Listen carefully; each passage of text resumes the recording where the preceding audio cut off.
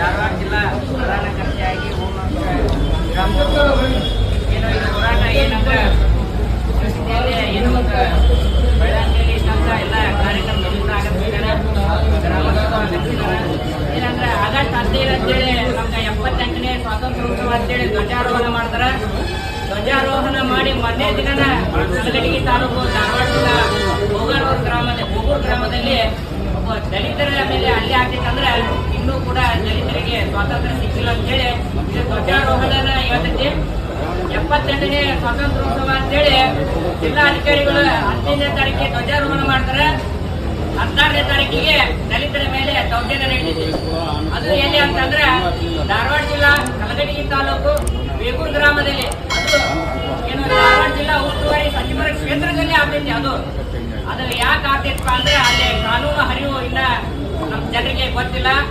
ಏನೋ ತಿಂಗಳಿಗೊಮ್ಮೆ SC/ST ಮುಂದುವರೆದ ಸಭೆ ಕರಿಬೇಕಂತೇಳಿ SP ಗೆ, DVSP ಅವರಿಗೆ, ಸಮಾಜ ಕಲ್ಯಾಣ ಸಚಿವರಿಗೆ, ಸಮಾಜ ಕಲ್ಯಾಣ ಆಫೀಸ್ ಅವರಿಗೆ ಮನವಿ ಕೂಡ ಕೊಟ್ಟರು. ಇನ್ನ 5 ವರ್ಷ ಆದ್ರೂ ಕೂಡ ಅವರಿಗೆ ಕಾನೂನು ಅರಿವು ಕಾರ್ಯಕ್ರಮ ಮಾಡಿಲ್ಲ.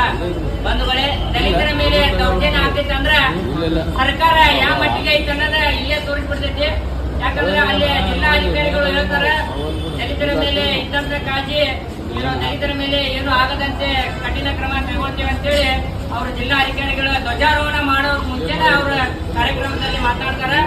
ಆದ್ರೆ ಜಿಲ್ಲಾ ಉಸ್ತುವಾರಿ ಸಚಿವರು ಒಂದ್ ಮಾತು ಹೇಳ್ತಾರೆ, ನಾವು ಕಾರ್ಮಿಕರ ಬಗ್ಗೆ ಇದೀವಿ, ದಲಿತರ ಪರ ಅದೇವಿ, ದಲಿತರ ಆಶಾಕಿರಣ ಅಂತ ಹೇಳ್ತಾರೆ. ಆದ್ರೆ ಅವರ ಕ್ಷೇತ್ರದಲ್ಲಿ ದಲಿತರ ಮೇಲೆ ದೌರ್ಜನ್ಯ ನಡೆದಿದೆ.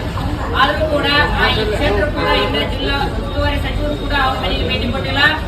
ಏನು ಇನ್ನ 2-3 ದಿನಗಳಲ್ಲಿ ಅವರು ಜಿಲ್ಲಾ ಉಸ್ತುವಾರಿ ಸಚಿವರು ಆ ಮನೆಗೆ ಹೋಗಿ ವಿಸಿಟ್ ಕೊಟ್ಟು ಸಮಾಜ ಕಲ್ಯಾಣ ಆಫೀಸ್ ಹಾಗೂ ಜಿಲ್ಲಾ ಅಧಿಕಾರಿಗಳು ಅವ್ರ ಮನೆಗೆ ಹೋಗಿ ಅದಕ್ಕೆ ಏನ ಸಂಬಂಧಪಟ್ಟಂತ ಇಲಾಖೆಗಳು ಏನದಾವ ಅವ್ರಿಗೆ ಹೋಗಿ ಒಂದು ಸರ್ಕಾರಿ ನೌಕರಿ ಏನ ರೌಡಿ ಏನ್ ಇದು ಮಾಡಿದಾರ ಹಲ್ಲೆ ಮಾಡಿದಾರಲ್ಲ ಅವ್ರ ಮೇಲೆ ರೌಡಿ ಶೀಟರ್ ತಕ್ಷಣ ಆಗ್ಬೇಕು. ಅವ್ರಿಗೆ ಬೇಗ ಸಿಗದಾರ್ದಂಗೆ ಕಾನೂನು ಕ್ರಮ ಜರುಗಿಸ್ಬೇಕಂತೇಳಿ ಸರ್ಕಾರದಲ್ಲಿ ವಿನಂತಿ ಮಾಡ್ತೀವಿ.